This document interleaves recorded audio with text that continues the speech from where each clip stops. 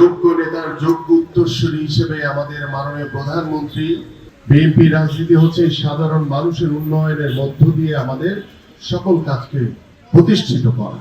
যে ৭৫-এর যে সিপাহী জনতার ভালোবাসায় সিক্ত হয়ে মহান স্বাধীনতার ঘোষক শহীদ রাষ্ট্রপতি জিয়াউর রহমানের নতুন বাংলাদেশ গড়ার যে যাত্রা শুরু করেছে,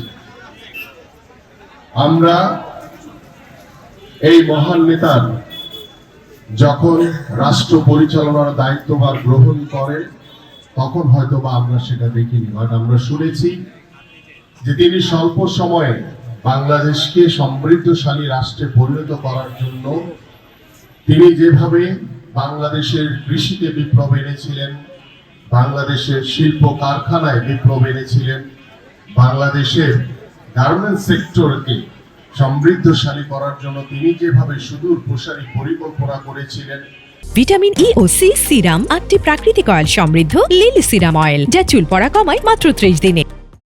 তিনি যেভাবে জনশক্তি রপ্তানির মাধ্যমে বাংলাদেশের অর্থনীতিকে সমৃদ্ধশালী করেছিলেন, আমরা সেই মহান নেতার হাতে গড়া বাংলাদেশ জাতীয়তাবাদী দল বিএনপির একজন কর্মী হিসেবে আমরা আজকে গর্বিত।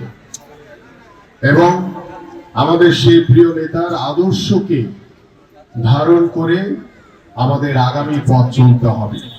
তারই যোগ্য উত্তরসূরি হিসেবে আমাদের মাননীয় প্রধানমন্ত্রী জনাব তারেক রহমান ইতিমধ্যে বাংলাদেশের যত ভালো কিছু রয়েছে, বাংলাদেশের জন্য যেটা শুরু করাটা খুব জরুরি, সেই শুরুর কাজগুলো কিন্তু ইতিমধ্যে আমাদের মাননীয় প্রধানমন্ত্রী শুরু করেছে।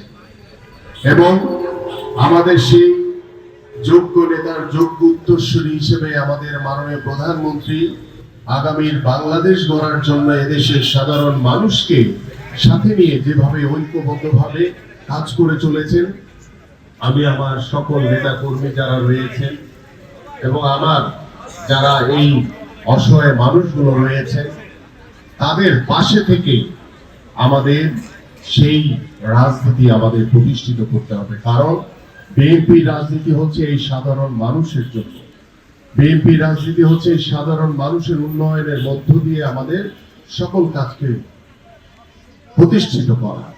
এবং বিএনপি রাজনীতি হচ্ছে এবং শহীদ প্রেসিডেন্ট জিয়াউর রহমানের রাজনীতি হচ্ছে এই অসহায় মানুষগুলোর পাশে সবসময় যাতে আমরা ভালো কাজগুলো যাতে তাদেরকে সাথে নিয়ে করতে পারি, সেই শিক্ষা নিয়ে আমাদের সকল নেতা কর্মী যারা রয়েছেন আমি আপনাদের কাছে আহ্বান করব, যত ভালো কিছু আছে সেই ভালোর পক্ষে থাকেন, যত খারাপ কিছু আছে যেগুলো আপনাদেরকে অনেক সময় প্রলুব্ধ করে সেগুলো থেকে দূরে থাকেন। কারণ আমরা শহীদ রাষ্ট্রপতি জিয়াউর রহমানের আদর্শকে ধারণ করে আমরা রাজনীতি করি। আমরা আমাদের প্রিয় নেতা আমাদের মাননীয় প্রধানমন্ত্রী যিনি সেই শহীদ জিয়াউর রহমানের আদর্শকে ধারণ করে বাংলাদেশকে একটি সমৃদ্ধশালী রাষ্ট্রে পরিণত করার জন্য ইতিমধ্যে সকল কার্যক্রম শুরু করেছেন।